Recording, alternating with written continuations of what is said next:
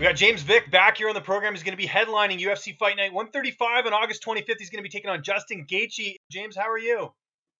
I'm good. I'm ready to go. 1 week out. I bet you were just doing some acupuncture. Is Saturday kind of like a rest day for you? Well, I rode the bike this morning, and might do a little bit of cardio tonight. Also, really just everything's done. It's just all about the weight and cutting the weight and resting. Tomorrow I'll get a massage. Just being smart with everything now. Absolutely. So how did this all come together? Because, Justin's supposed to be fighting Ali Quinta. Then you find out you're supposed to be fighting Paul Felder and everything gets switched up. Like, when did you know that you had this fight? And were you surprised to get it? Because I know you've been wanting Justin Gaethje for a while.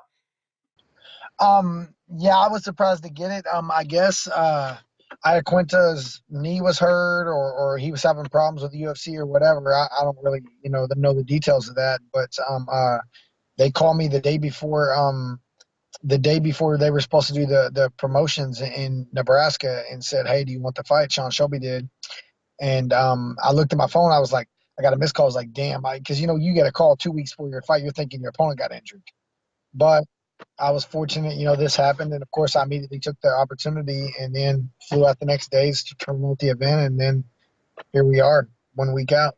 Yeah, and there's been obviously a lot of trash talk heading into the matchup. Do you like that? Do you like having an opponent that's trying to get under your skin a little bit, or do you prefer just going in there and doing the fight? It doesn't really, I mean, I really don't care either way. I mean, I'm not going to change the way I fight, but whether he annoys me or not. It's just these are things that kind of have to be done. I mean, if I wouldn't have said something a year ago when Justin Gaethje got on the microphone and said, "Who's my equal?" He said that after beating Michael Johnson's UFC debut. I took to social media and I was like, I'll knock this dude out. And if I wouldn't have said those things and started talking shit, then I wouldn't have this fight right now. So this is the business we're in. You have to do this. It's crazy how everyone who talks trash nowadays, everyone wants to act like they're trying to be a fake Conor McGregor or something. No, this is something that has to be done. I don't really have a problem with Justin Gaethje, to be honest with you. Everything I said at the press conference, I really do believe is the truth, though. I don't think it's made up, and it wasn't made up to be funny or to get me more attention. It was legit how I feel about the guy. Yeah, no, for sure. Anytime we've done interviews, you've always been very vocal and kind of true to your word, so to speak, as they say. I know a lot of fighters have had kind of blowbacks with his manager, Ali Abdelaziz. Have you felt any of that at all? I know he talked a little bit about you, a few months ago on the MMA Hour, but how has that been? As he, any trash talk from his side? No, me and Ali actually have a really good relationship. And I will never, no matter what Ali says or does to me, and he's never really publicly said anything bad against me. He never has, and I don't think he will. And I will, I'll say this now. I will never publicly say anything bad about Ali, because when my sister a few years ago had a really bad brain tumor, and we started a GoFundMe account, and Ali donated $3,000 of that account. So, I mean, that was at the time, that was, back then I wasn't making great money, and, things weren't, I mean, it was very well needed, and I will always be indebted to him for that. And so I'll never publicly say a bad word about Ali. But honestly, he really hasn't. I mean, of course he, wants his guy to win and, supports his guy. And I get it, I mean, that's why he manages them and they become friends and stuff like that. But, he's never really publicly disrespected me. Anytime we've ever seen each other, he shook my hand, gave me a hug, and we've always been on good terms. Okay, that's good to hear. So just looking at the matchup now, obviously Gaethje, a stand-up guy, you're pretty much well-rounded everywhere the fight goes. How do you see yourself matching up against him? I think I'm a stylistic nightmare for this guy. I mean, it's going to be a rough night for this dude. I think the only thing I have to worry about with this guy is leg kicks, literally, and maybe an overhand or a left hook, which is something that that's kind of common anyway. But I mean, I'm a volume striker with 6-inch reach on this guy.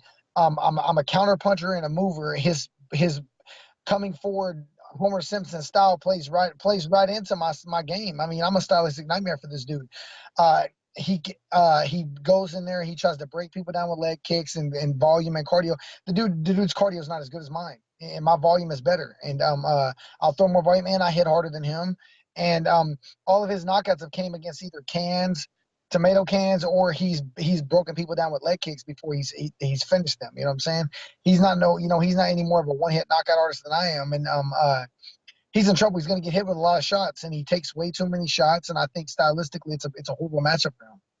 And how about training camp? Have you kept things pretty much the same? Training at Lloyd Irvin's, training with really high level guys like Sodiq Yusuff, Peter Pettis, the usual guys at Lloyd Irvin's.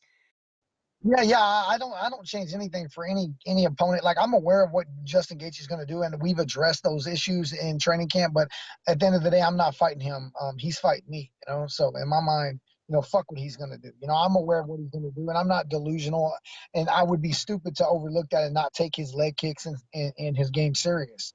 But that doesn't mean I change anything that I'm doing. I'm doing what I've always did, and what's pretty much won me on basically every fight but one.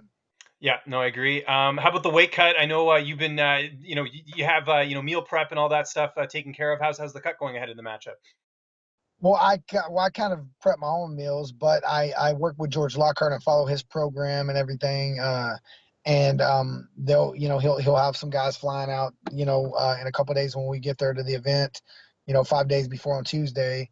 So I mean, everything's right on schedule. It's nothing less or nothing worse than normal. How do you see this fight playing out on August 25th?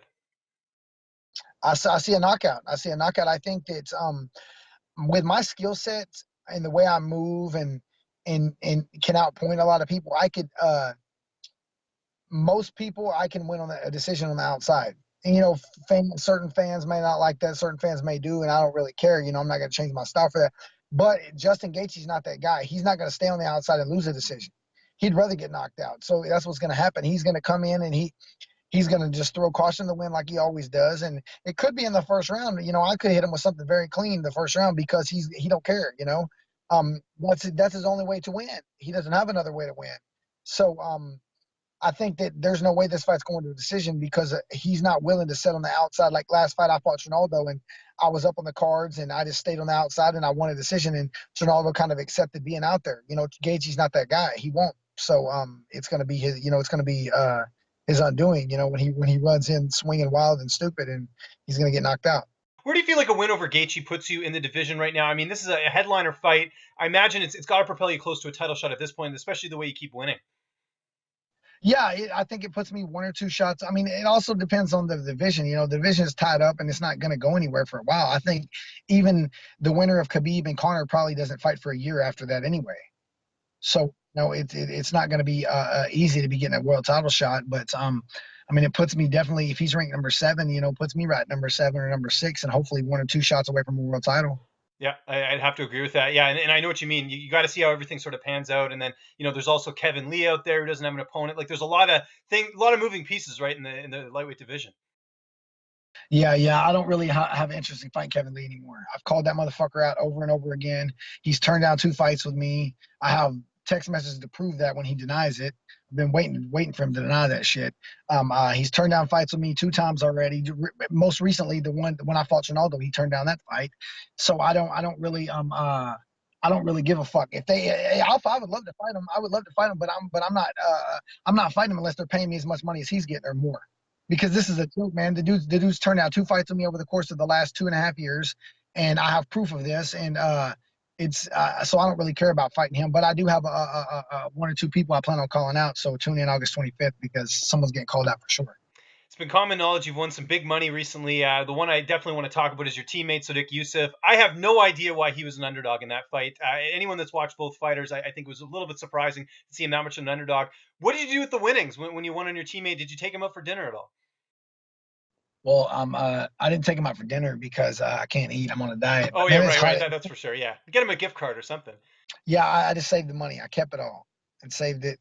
I saved it, and but I hooked Sadiq up. He's coming to corner me in the main event. I paid for his plane ticket and all that, so we're kind of even. Oh, that's good. Okay, that's awesome. And then I know you also won on Henry Cejudo, did you not, against Demetrious? I did. I won on that one too, just a couple hundred, but I best put a small bet, $50 to win 200, but it was still a good week for me there. When are we going to see the Vick Picks betting service coming out here? Because you seem to be on a roll lately.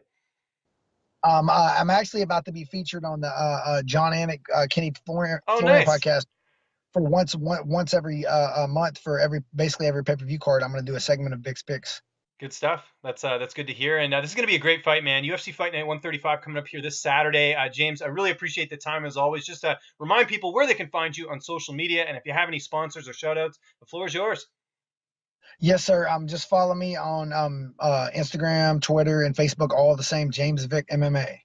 And then, thank you to everybody, all my friends, my family support me, my teammates, all my team Little Irvin, all my teams back home in Texas I train with, my management, KO reps, Specimen Fight Gear, just everyone that supports me.